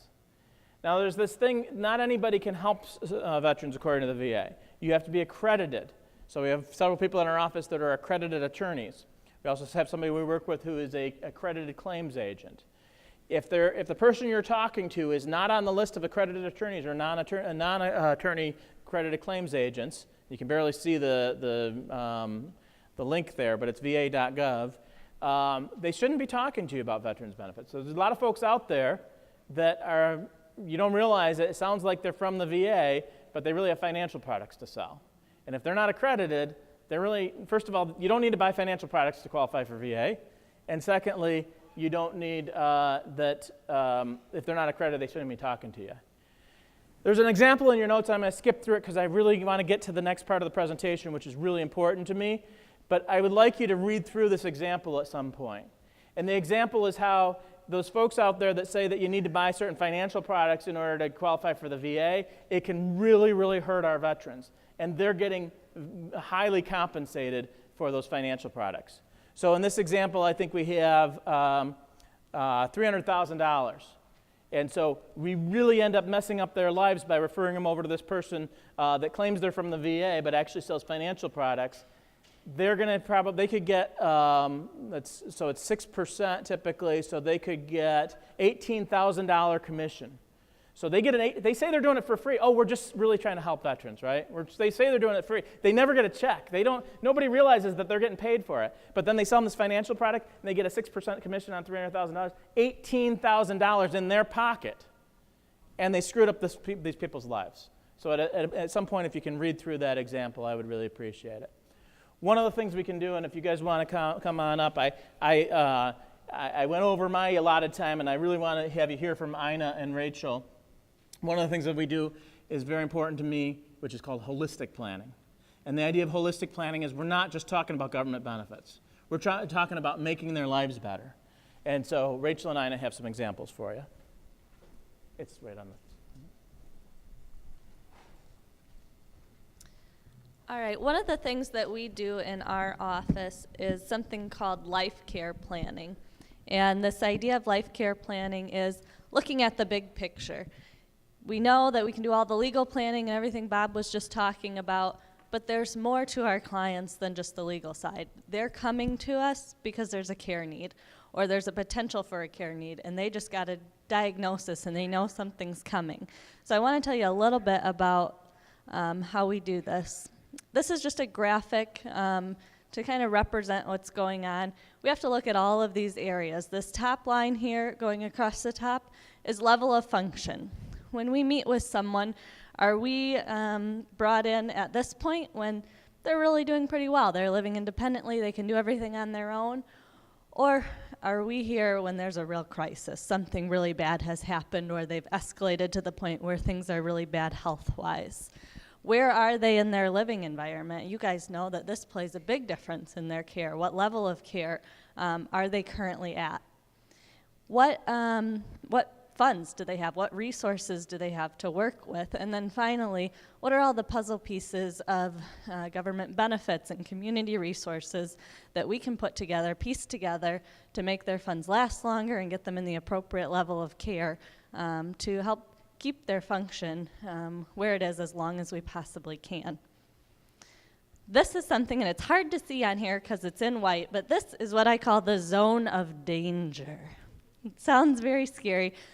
All this is a representation of how many of you guys have seen people that come to you or you interact with them and they have very limited function. They've got a lot of things going on. Maybe it's dementia. Maybe it's not even physical limitations. But they've got severe health issues. And they're still living at home, and the daughter checks in on them twice a week. And you see this is a problem. You guys see the zone of danger, right? So what we're doing, I kind of compare it to a chiropractor, is we're looking at the situation and trying to align the level of function with the right care. One of the things that I do is go out to all these facilities and home care providers and figure out who's doing what really well, what they specialize in, line them up with what the client needs, work with what resources we have, and then work with the government benefits and community resources available to make the situation last not just for the short term, but also for the long term. So I'm going to have Ina. Ina is an RN on our team, and Ina's phenomenal. She has experience in just about everything. She's been an ER nurse, quality control, and about a million other things. But we're very, very fortunate to have her, and I'm going to have her explain a little bit more in detail about how this works in a practical setting. Thanks, Rachel. Well, I'd like to talk to you a little bit about delirium. And so I'm going to just give you a story and tell you a little bit about Albert, and then I'll go into a little bit more detail about delirium. Albert's 72, and he's a retired factory worker, and he started having some problems with his right knee. And so he went to his primary care doctor, who referred him to an orthopedic surgeon and said, yes, you have bone on bone, it's time for a knee replacement. And so he had the surgery. He was a little sleepy after surgery, but after 3 days, he went to rehab. Well, he continued to be sleepy, and that was attributed to his general anesthesia that he had. And he got his days and nights mixed up, and he was participating in therapy, and then he wasn't, and one day he'd be okay, and the next day, not at all. He was confused and just couldn't even focus. And so after a while, physical therapy, occupational therapy, and speech therapy said, it's just not working. We're trying, but we can't get Albert to do anything. And he really can't go home like this because he's total care. So we're going to recommend long-term care therapy. Well, we decided, we were hired and we came in, and Rachel and I talked with them. We talked with the family and verified with nursing, and I could see that Albert had signs and symptoms of delirium. So I'm going to go into that a little bit more later. Delirium is sometimes called, the brain is overwhelmed with everything. And the family said, Dad's not like this at home. I don't know what's going on. So I asked to speak to the director of nursing, and she welcomed me, and I mentioned about delirium, and she had just read an article about it, and she was excited to try some no-cost, simple interventions to help Albert. And the family was thrilled to help any way they could.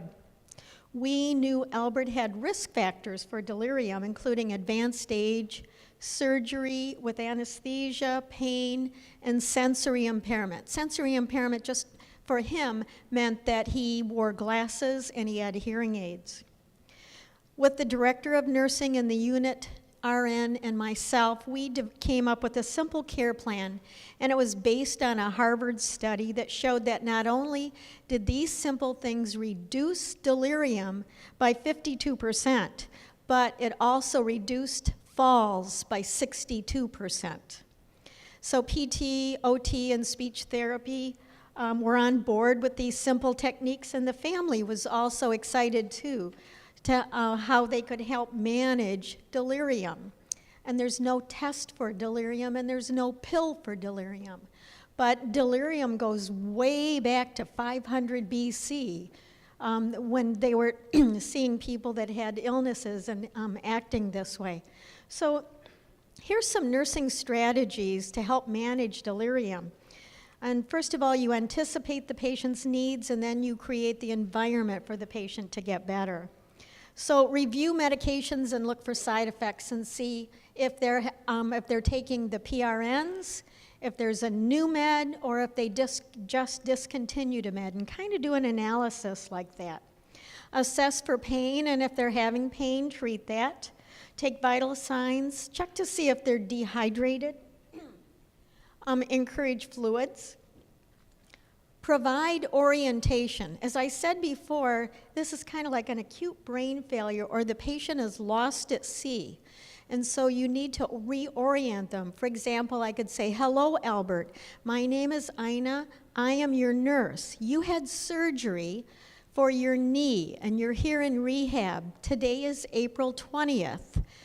And it is during the day, and it's almost noontime, and your lunch will be coming soon. So kind of bringing him back by that type of orientation. Encourage mobility, even if it's just for a little bit, getting him up and walking with his walker. And then providing the sensory aids. So make sure that Albert has his glasses on, and make sure that his hearing aids are on and that the batteries are fresh as well. For that therapeutic environment, reduce noise.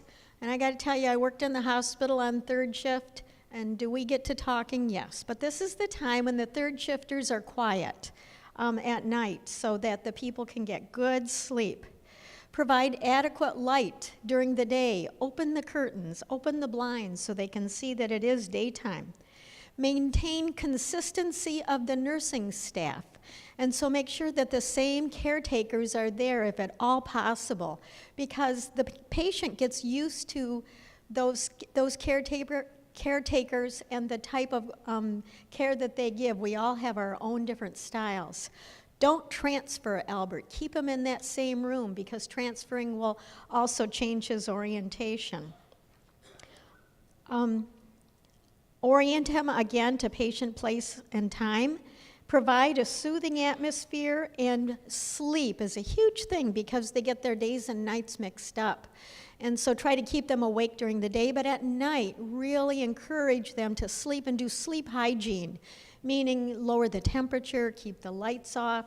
Don't interfere. It's not the time for the 4 a.m. blood draws to try to get to sleep. If any of you have worked in a hospital or maybe in an ICU, do you remember we used to talk about ICU psychosis? That's what this is as well. And then, again, promoting the sleep. They can listen to tapes not having screen time for about an hour before they go to sleep, and then teach the family about it. They're going to be really confused and say, again, my dad's not like this, what's going on? And so teach them some ways that they can help by reorienting, and I'll go over those a little bit more later. For the nurses in the audience, and I've been an RN for 37 years, doesn't this sound like something Florence Nightingale might teach? Her philosophy was to provide a safe and caring environment that promotes patient health and wellness. And that's way back from the 1800s. Well, the staff were given a mini in-service and they were eager to participate, knowing that Albert could benefit. And after a few days, people started seeing Albert was coming back from that lost at sea. He started to respond. The family noticed it. PTOT, speech therapy, the caregivers noticed it. And Albert then was participating more and more in rehab. He participated so much that he had a few more weeks of care, and he was not scheduled to go to long-term care. It was a great day when Albert was discharged home with his family. So,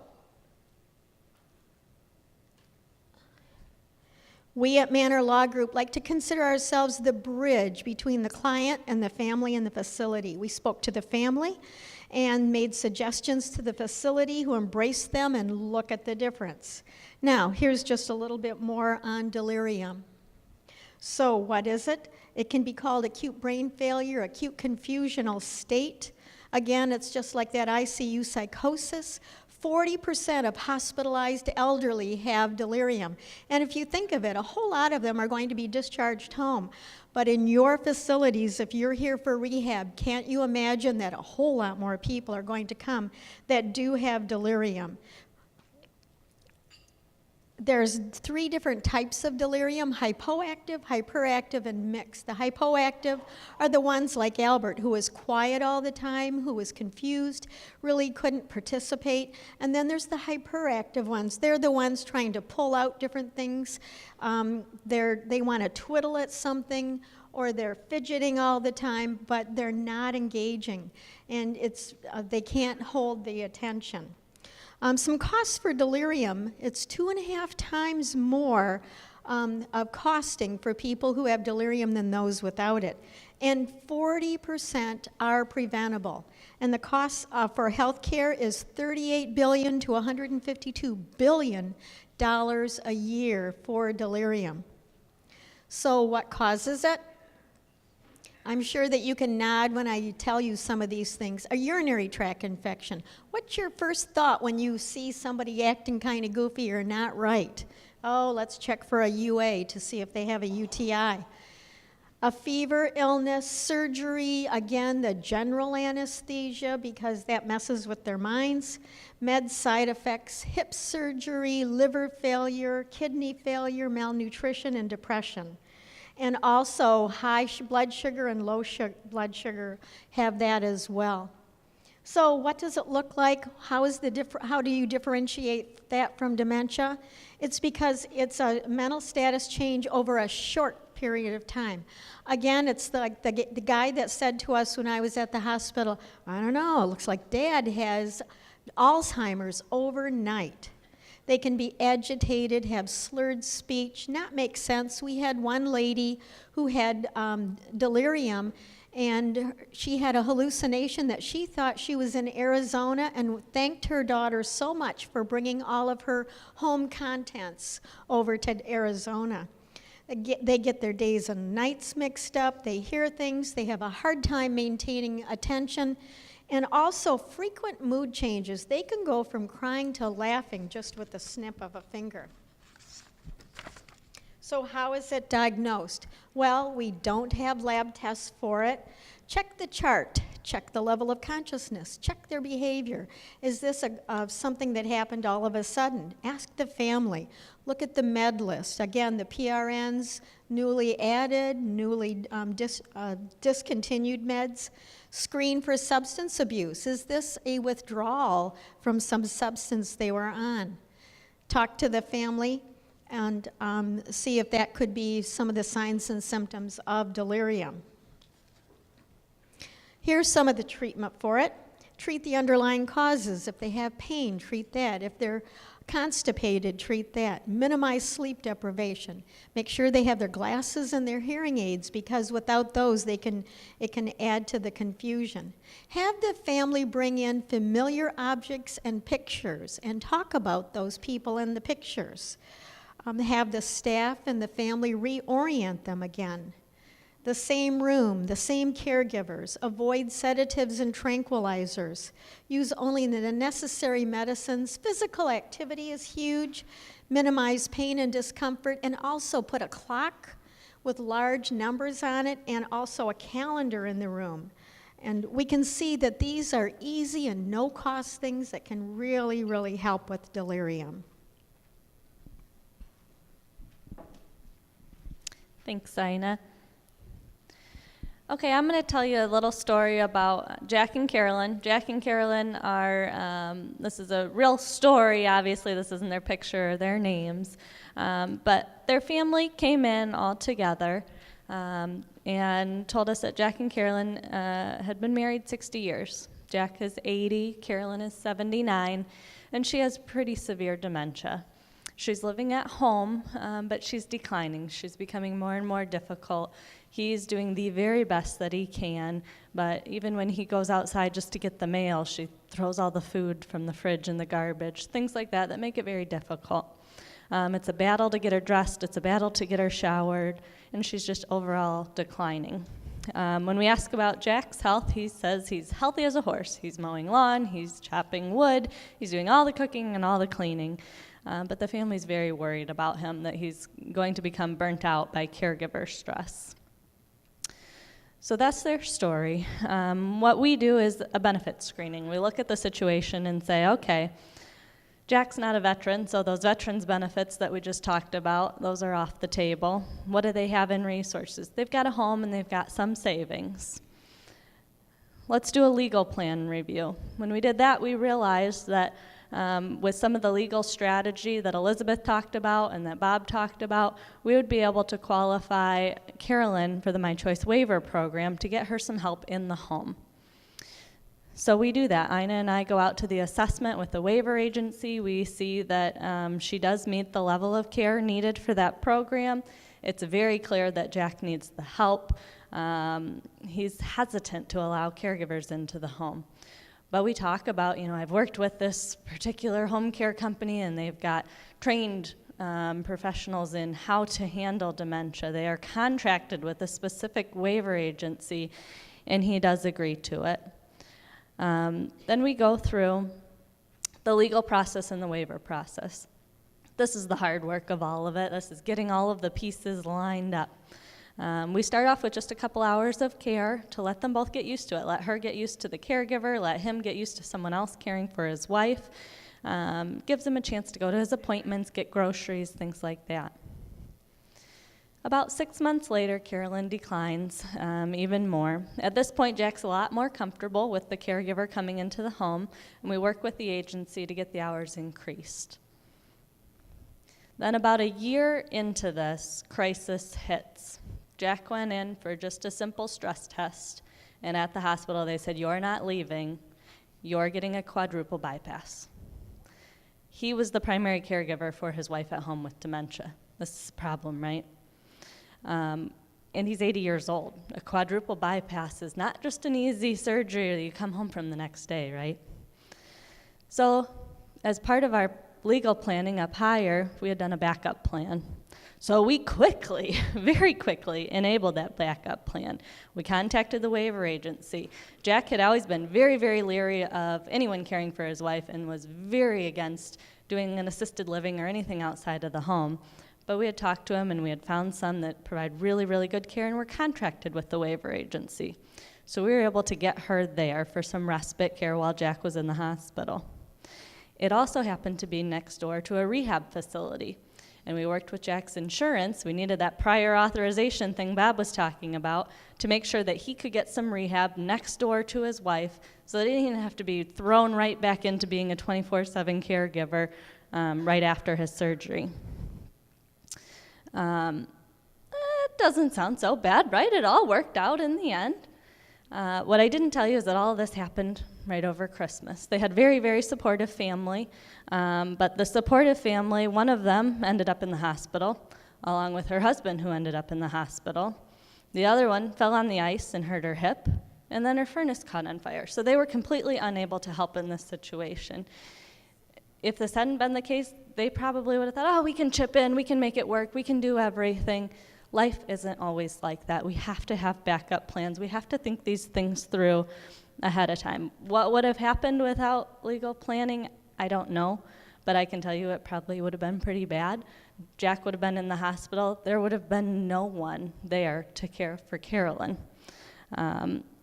It takes a long time to get Medicaid. Even if they had paid all of their, it just would have been a couple of weeks private paying for 24/7 care in the home, and they would have been completely out of their savings.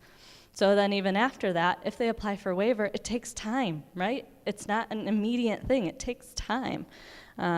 So it would have been a pretty messy situation that thankfully we were able to get ahead of.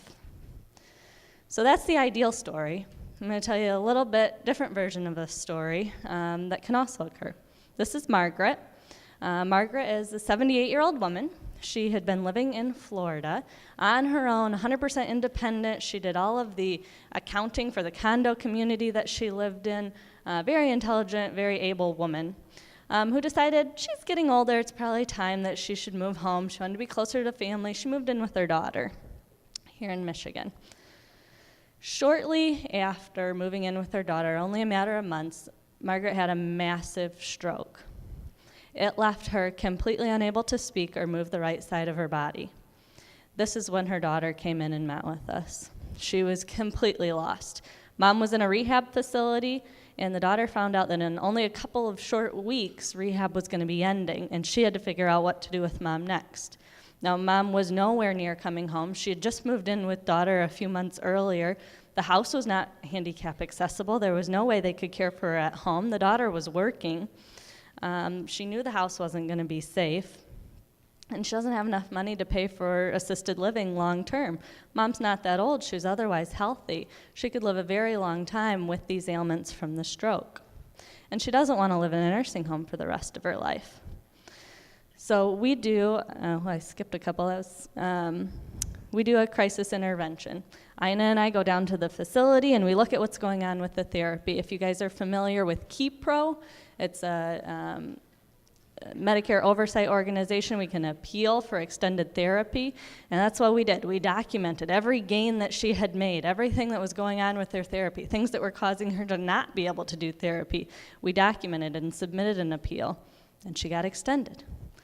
And we did it all over again the next time they said therapy was over and she got extended. We ended up getting 3 extensions for continued therapy. At this point, her situation is stable. She's getting to the point where she's starting to speak again, and she's regaining some movement in her arm. She's in a really excellent care facility. They're providing excellent care for her, and we got a long-term care plan in place. We know that she's probably going to need care for the rest of her life. And if she private pays in that facility for 6 months, she'll be completely out of money and have no other choice but to stay there for the rest of her life on Medicaid. So we developed a Medicaid plan to help cover the cost of the care while she's in the facility during this time, while still preserving some of her assets so that we can make improvements to the home. When she is finally ready to come home, we can make it safe for her to be there. And a benefit of already being on Medicaid is that we can transition her on the waiver program. We can transition her home with in-home supports so that she can continue to get the care she needs for the rest of her life in her own home. Ina's got another story to tell you about, and I will hand it off to her. Thank you. So I want to tell you about Frank and Edna. They too had been married 50 years, and they lived in a quiet neighborhood not far from their son. A few years earlier, Edna started showing some signs of dementia, and Frank cared for her in their home. Every Wednesday, Frank would meet with his buddies at a local Coney, and they would have brunch, and he looked forward to going out and meeting with his buddies. It started slowly. Frank started to have a few problems with balance, and then he started to have some headaches. And one Wednesday after brunch, he fell in the parking lot and hit his head. The ambulance took him to a local hospital, and they did a CAT scan right away and found out that he had a huge mass in his head. They called the neurosurgeons, and they looked at the CAT scan and said, "This is way beyond us. He needs to be transferred to a large facility." And so by ambulance, he was transferred to a facility 60 miles away. The neurosurgeons, again, were consulted there, and they said that they needed to do surgery the following day. So he had the surgery, and his son, William, stayed there to be with Dad. William knew that this was not good news, but he was not aware of the gravity of Dad's situation, either because he didn't understand or because he was in denial. And so William knew it was serious, and probably it would take Dad a long time to recover, and he wanted Mom and Dad to be together, and so he planned how to modify the home, and he was going to call the architects in a day or two, because the bathroom was downstairs and the bedrooms were upstairs, one of those older homes, and so he wanted to make sure that Dad could stay downstairs. Well, Rachel and I went there to see William and to see what was going on with Dad.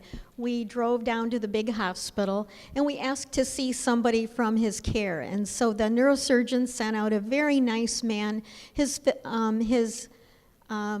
physician's assistant, and the PA came out to talk to us and explain.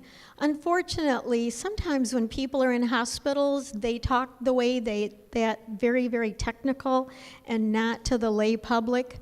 And so I'm going to tell you just a little bit about what the PA said.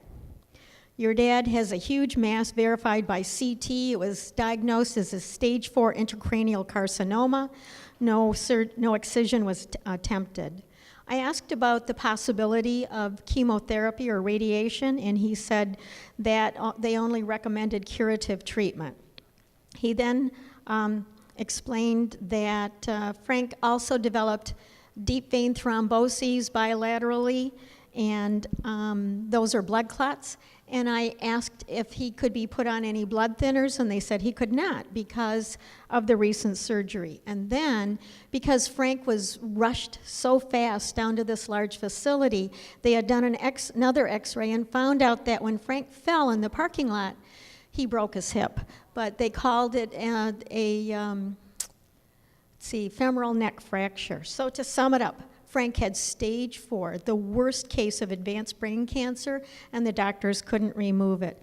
The specialist did not recommend radiation or chemotherapy. He had blood clots in his legs, and that could not be treated. He also had a broken hip. They consulted orthopedic surgeons, and they said that he was not a candidate for surgery. Well, William was overwhelmed. He had somebody watching Mom, and now Dad, Mom's caregiver, had brain surgery, and he was in a hospital far from home. He was alone except for Rachel and myself. As gently as I could, I explained to William that his dad was in very serious condition. He had advanced brain cancer that could not be removed or treated. He also had blood clots in his legs that could not be, and they could not use blood thinners. And he suffered a fractured hip in the fall, and they couldn't repair it.